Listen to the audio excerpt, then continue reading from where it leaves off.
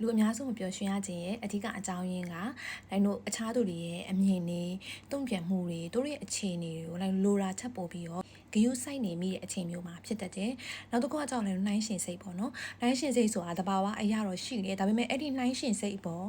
ကိုကကောင်းကောင်းမစီမံနိုင်ဘူးမကင်သွယ်နိုင်ဘူးဆိုလို့ရှိရင်လိုင်တို့ရဲ့စိတ်ပူပန်မှုစိတ်ဆင်းရဲမှုတွေကပို့ပြီးတော့ကြုံရတတ်တယ်။ဒါကြောင့်မလို့လိုင်တို့ကဒီနှိုင်းရှင်စိတ်ကိုကင်သွယ်ဖို့ပြီးတော့ဒီအရာတွေပို့ပြီးတော့နဲဖို့အတွက်ကကြတော့လိုင်တော့ကိုယ့်ကိုပို့ပြီးတော့ focus ထားဖို့လိုတယ်။အဓိက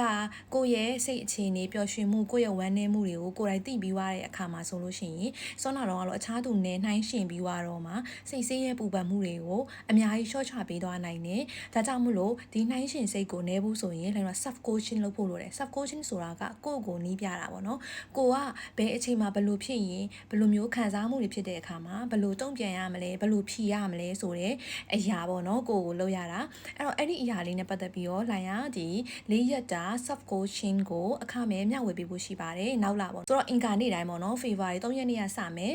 ဒါလေးကတော့ဒီအစီအစဉ်လေးကိုစိတ်ဝင်စားရဲဆိုလို့ရှိရင်เนาะလိုက်ဒီ Notion form လေးပေးထားတာလေးရှိတယ်ဒီ comment မှာအဲ့ Notion form လေးကိုဖြည့်လိုက်ပါမေးခွန်းလေးတွေတော့ရှိတယ်အရင် pressure မများနဲ့ကိုယ်စိတ်ထဲမှာထင်တဲ့အတိုင်းပဲဖြည့်လိုက်လို့ရတယ်ပေါ့နော်လိုက်ရဒီတကယ်sub question အကြောင်းနားလည်ခြင်းတဲ့သူတွေကိုအဓိကမျှဝေပေးချင်တာဖြစ်ပါတယ်ဆိုတော့ဒီ video ကြည့်နေတဲ့သူအနေနဲ့ရောကိုယ့်ရဲ့မပျော်ရွှင်ခြင်းတွေကဘယ်ကလာလဲဆိုတာကိုသုံးသပ်မိဘူးလားစဉ်းစားမိဘူးလားတကယ်လို့ဒီလိုမျိုးစဉ်းစားမိဘူးလေဆိုရင်လည်း comment လေးမှာမျှဝေပေးခဲ့ပါဦးလိုက်နဲ့နောက်ထပ်ဗီဒီယိုမှာတွေ့ပါမယ်ရှင်